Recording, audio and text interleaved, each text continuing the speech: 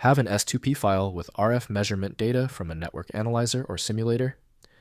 These are industry-standard files for two-port network characterization.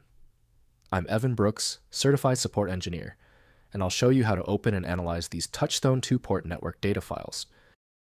Here's a habit I've developed. I always keep a dedicated third-party file viewer installed. It's perfect for quickly troubleshooting basic S2P file rejection errors. Watch for more info on my top pick. An S2P file, also known as a Touchstone file, stores S-parameter network data for a two-port electronic device. It is widely used by radio frequency (RF) engineers to describe the behavior of components like amplifiers and filters. Users access these files to simulate and analyze circuit performance. The S2P is a plain text ASCII file with a specific column-based structure. It begins with a header defining frequency units and data format, followed by rows of data, typically containing frequency and the real lush imaginary parts of the S parameters, S11, S21, S12, S22. This simple text design ensures broad compatibility across simulation tools. It is standard practice to open the S2P format using the designated Advanced Design System, ADS, by Keysight Technologies. Viewing this file correctly requires specialized software that ignores the Windows association data. Windows shows only basic file facts, so deeper investigation requires the correct program. The quickest way to solve this is testing. Right-click your S2P file, then choose Open With. You should start with Advanced Design System, ADS, if it's installed. If not, try another option, as some programs are better suited than others. When your S2P file does not open, it is usually a small issue. When the file won't budge, the error is typically related to three simple things. Use the following checklist to quickly identify the issue that persists. First, opening in text editor. Open S2P files in any text editor like Notepad++ to inspect the raw data.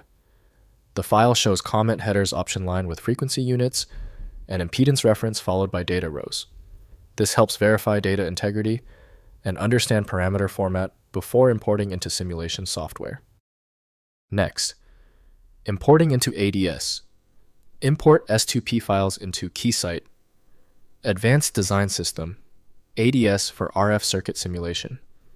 Use the data file component or S2P model and reference the file path. ADS uses the S-parameter data in linear and nonlinear simulations, enabling system-level analysis of components characterized by measured or simulated data. Finally, plotting in MATLAB.